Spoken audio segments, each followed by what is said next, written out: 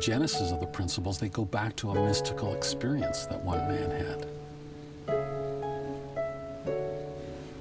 You know, that everything flowed through him in that experience.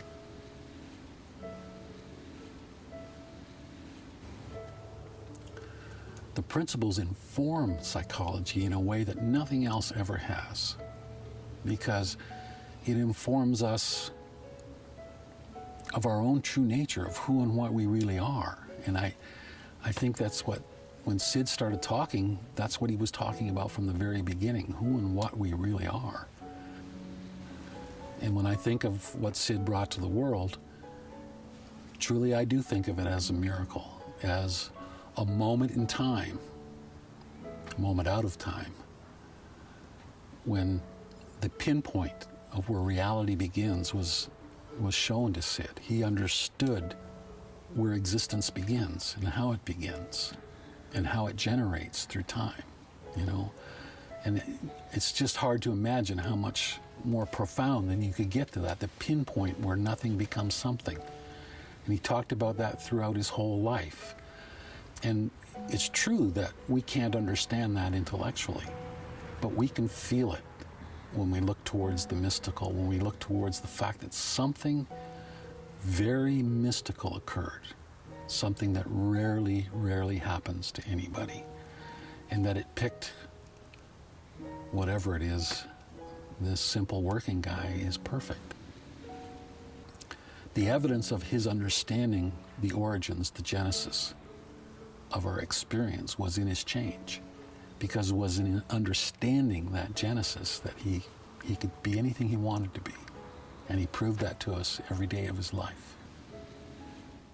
And if you can use those three principles, not just for yourself, but for everybody, because the more help you can give to humanity, the more help you bring to yourself. You know that saying, to give is to receive? When I'm giving you this, I'm filling up so much I can hardly talk, because I'm giving away something that I know will help you through life. You know how they say love is the answer? Because pure mind, divine mind, is pure love. Divine consciousness is pure love. Divine thought is pure love. It's purity of thought. And once you realize that, you're home. You're free. You've conquered this world. You've found your way home from where you came from. You've traveled through this journey. You've looked, turned around, gone home. And once you do that, then you help others. And the more you can help others, the more you help yourself. Believe me, that's really true. The more you can help others, the better the feeling you will get. Remember, I kept telling you it's a feeling.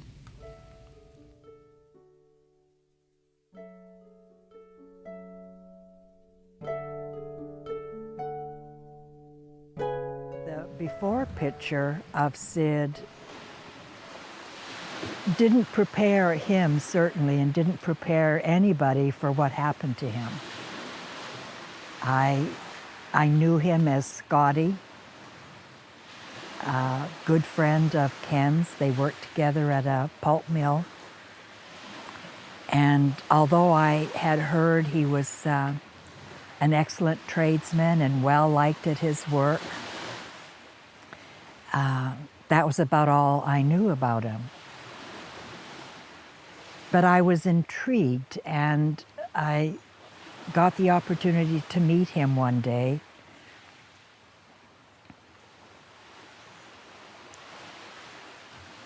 And honestly, as I sit here just reflecting on that, it strikes me again just how amazing it was what happened to him.